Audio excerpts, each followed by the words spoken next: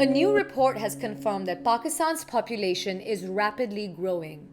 Based on current trends, Pakistan's population will double in size every 20 years, an alarming prospect for a country struggling with a stagnating economy and the effects of climate change. The reason behind this increase in population is Pakistan's fertility rate, which at 3.5 is far ahead of other countries in the region. Fertility rate refers to roughly the average number of children born per woman. Yet talking about fertility rates and family planning in the context of overpopulation isn't necessarily helpful. The movement for family planning has essentially been linked to this idea around population control. Now, the government of Pakistan has been always opposed to this ideation. And similarly, those of us who are working in the field of public health, we also take this view where family planning is an empowerment process. It's a process which individuals have to understand and adopt and choose for improving their lot in life. And it's not something that can be or should be imposed by the state. It is often assumed that Pakistan's high fertility rate stems from people simply choosing to have more children for a variety of religious and cultural reasons. But that's not quite the case. The idea that people want large families, I think that's a myth, it's a misconception. The DHS Demographic and Health Survey for Pakistan from 2018, it very clearly shows that couples who have one child immediately post birth of their first child, they at least over 40%, 45% don't want to have a child within the next 2 years. As the number of children increases, this proportion keeps dropping. That doesn't mean that taboos around sexual and reproductive health don't exist in Pakistan. Younger people have a weak understanding of what family planning means. It is not a part of their larger cultural discourse. In fact, it is considered taboo and frowned upon to talk about at the household level, at the family level. And because of these impediments, a lot of these young people don't even get to a facility.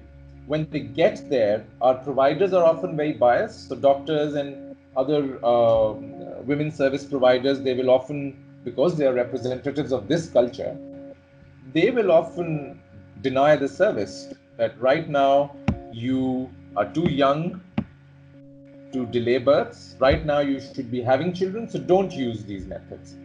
That also happens a lot. Research has shown, however, that the biggest challenge to better family planning in Pakistan is simply a lack of resources.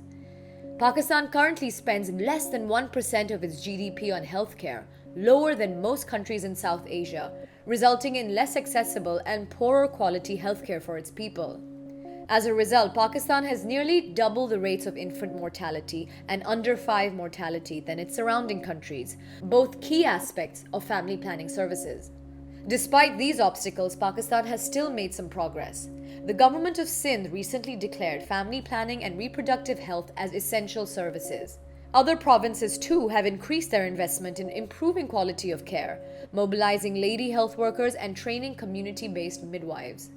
Because of this, the use of contraceptives in Pakistan has slowly inched upwards, driven mainly by increased use of long-term contraceptive methods such as IUDs, injectables, and sterilization. Despite that, Pakistan lags far behind other comparable countries in this metric, while socio-economic divides in the use of contraception remain stark throughout the region. If Pakistan is to make a step up in this regard, it not only needs to invest more resources, but also fundamentally change its discourse surrounding the concept of family planning. There continues to be a gap in terms of how people see family planning. They think of it as stopping children, which is absolutely not what family planning is about. Family planning is about planning when to have a child and what responsibilities do we need to fulfill towards the child.